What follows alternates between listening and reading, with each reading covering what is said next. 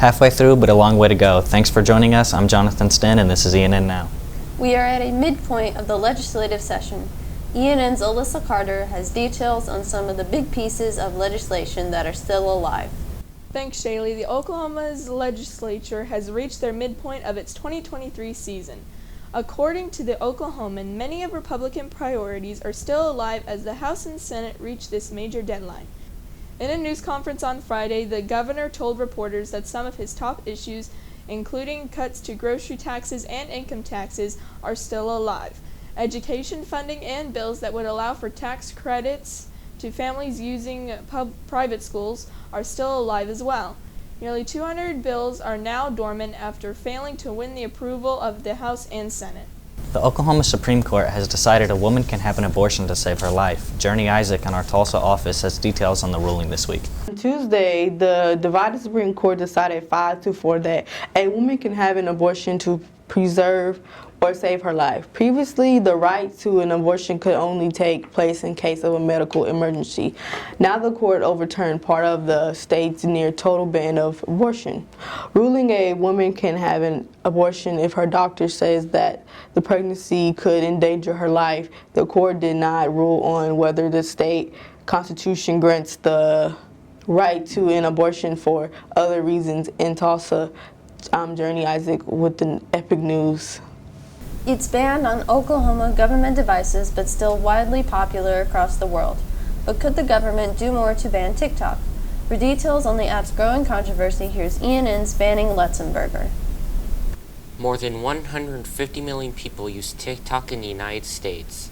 This past week, the TikTok CEO testified in Congress on the topic of TikTok taking data from the United States users. The incredibly popular short video app is owned by Chinese studio ByteDance. Congress is concerned that because of the relationship between corporations and the Chinese government, and if U.S. citizens are being harmed by algorithms and data collection practices. The hearing created its own controversy as TikTok users offered critiques of the lawmakers' own knowledge of the technology. Soldiers from Ukraine are nearly finished training at Fort Sill with the Patriot missile system. You can see the missile launch system in this photo from the Department of Defense. According to the Associated Press, 65 Ukrainian soldiers have been training at Fort Sill since January to be capable of using the United States Patriot missile system to defend their country. The soldiers will leave the States in the coming days and go to Europe for additional training before deploying the missiles in Ukraine. A federal judge is giving Oklahoma 90 more days to come up with plans to clean a watershed polluted by chicken litter. Morgan Costa in the Tulsa Borough explains why they were given more time. In January, the U.S. District Judge Gregory Frizzle said that the Arkansas-based Tyson Foods and Minnesota-based Cargill and other poultry companies polluted the Illinois River. The companies had till March 17th to come up with a plan to fix pollution, including the effects of low oxygen levels in the river, algae growth, and damage to the fish population. This week, Judge Frizzle gave the companies an extension till June to come up with a plan. This ruling is a part of the 2005 lawsuit filed by the state of Oklahoma. Spring is a great time to get outside and enjoy one of the epic field trips. Julian Delgado in our Tulsa Borough has the upcoming opportunities. There are 3 exciting events coming up for epic students this week.